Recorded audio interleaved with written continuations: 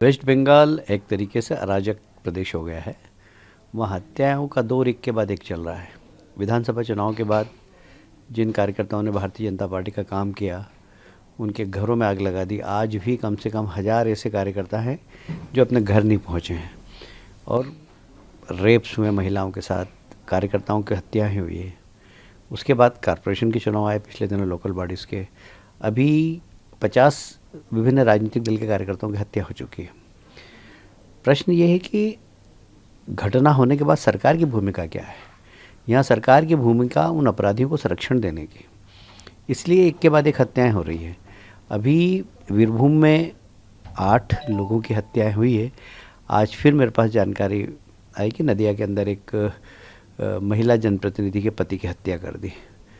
तो लोग एकदम आतंक के साए में जी रहे हैं। वहाँ पर लोग घर में भी बैठकर ऐसा फील करते हैं जैसे हम जेल में बैठे हुए हैं, क्योंकि वहाँ अपराधी, अधिकारी और राजनीतिक दल के नेक्सस काम कर रहा है। वहाँ डेमोक्रेसी नहीं, बोलने की आज़ादी नहीं है। जो सरकार के खिलाफ बोलता है उसके खिलाफ या तो मैन हैंडलिंग होती है या उसकी हत्या कर दी जाती है।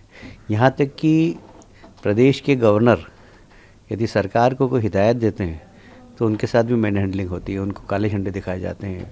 मुख्यमंत्री उनको अपशब्दों का प्रयोग करती हैं।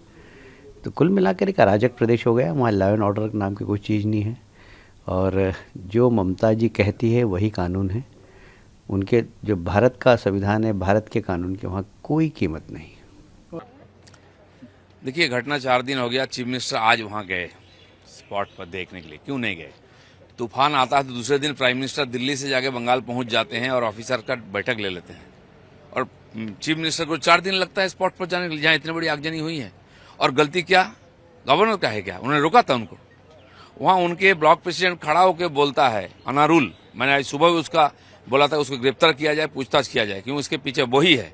और वो बोलता है कि इतना बड़ा नेता का मर्डर हो गया, कुछ तो होएगा, और इसीलिए पुलिस को नहीं भेजा गया कि कुछ हो जाए उसके बाद पुलिस जाएगा। आज ममता बनर्जी जाके वहां बोल रही है क्यों नहीं पुलिस गया, क्यों पोस्टिंग नहीं हुई, और वो बोले उसको अरेस्ट करो। चीफ मिनिस्टर बोलेगा नाम तब पुलिस अरेस्ट करेगा? ऐसा पुलिस है? इसके लिए गवर्नर जिम्मेदार है क्या? तो इनके पास कोई इशू नहीं रहता तब गवर्नर के पीछे पड़ जाते हैं। तो वही हुआ है। इतना निकम्मा सरकार देश में कहीं नहीं है। 355 की मांग कर रही है कांग्रेस पार्टी की, आप लोगों की भी? नहीं, हम लोगों ने भी केंद्र सरकार का हस्तक्षेप डिमांड की है, क्योंकि कानून व्यवस्था टूट चुकी है, सरकार नाकाम हो चुकी है। इसलिए वहां की लोगों को जान माल का सुरक्षा और कानून व्यवस्था स्थापित करने के लिए केंद्र को ही हस्तक्षेप करना पड़ेगा। एचएम साहब ने कहा है कि हम इस पूरे मामले को कानून व्यवस्था से जोड़कर देख रहे हैं, ना कि पॉलिटिकली देख रहे हैं। क्या माने निकाले जाए? न, बिल्कुल सही है। जबकि घटना हुई तो वहां की सरकार बोली है इसमें कोई पॉलिटिक्स नहीं है। तो वही है, पॉलिटिक्स नहीं। इतने निहत्थे लोगों को, मासूम लोगों की जाने गई, इतने निशंस रूप से उनका हत्या किया गया है, उस पर कार्रवाई तुरंत होनी चाहिए। मानवता शर्मसार हो गया है। बंगाल की नाक कान कटवा दिए इन लोगों ने। जिस सरकार को लोगों ने 1 साल भी नहीं हुआ चुना है बहुमत से, वो सरकार नाकाम हो चुकी है। और सामान्य लोग से राजनेता, अभी हमारे 4 दिन पहले हमारे एमपी का ऊपर बम फेंका गया है। 2 दिन पहले एक जिला प्रेसिडेंट के ऊपर ऐसा हुआ है। तो लगातार हो रहा है। एक दिन में 2 काउंसिलर का डेथ हुआ है। एक सप्ताह में 26 लोगों की हत्या हुई है। कहाँ का सरकार चल रहा है? इसलिए कुछ ना कुछ केंद्र सरकार को करना चाहिए। देखिए, घटना 4 दिन हो गया। चीफ मिनिस्टर आज वहाँ गए स्पॉट पर देखने के लिए। क्यों नहीं गए?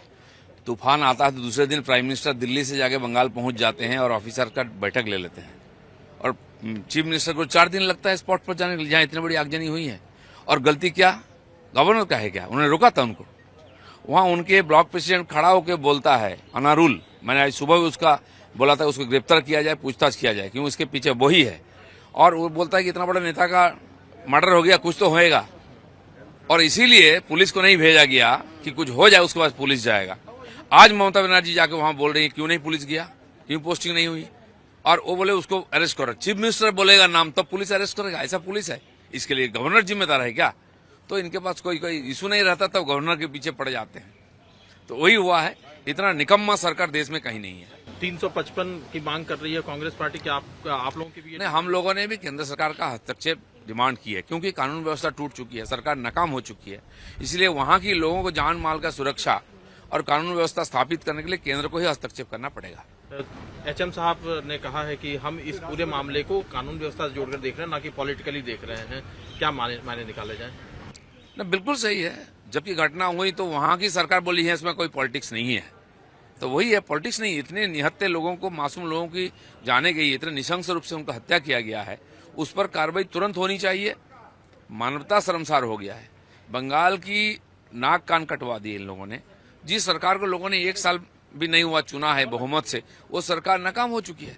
और सामान्य लोग से राजनेता, अभी हमारे 4 दिन पहले हमारे MP का ऊपर बम फेंका गया है, 2 दिन पहले एक जिला प्रेसिडेंट के ऊपर ऐसा हुआ है। तो लगातार हो रहा है। एक दिन में 2 काउंसिलर का डेथ हुआ है, एक सप्ताह में 26 लोगों की हत्या हुई है। कहाँ का सरकार चल रहा है? इसलिए कुछ ना कुछ केंद्र सरकार को करना चाहिए।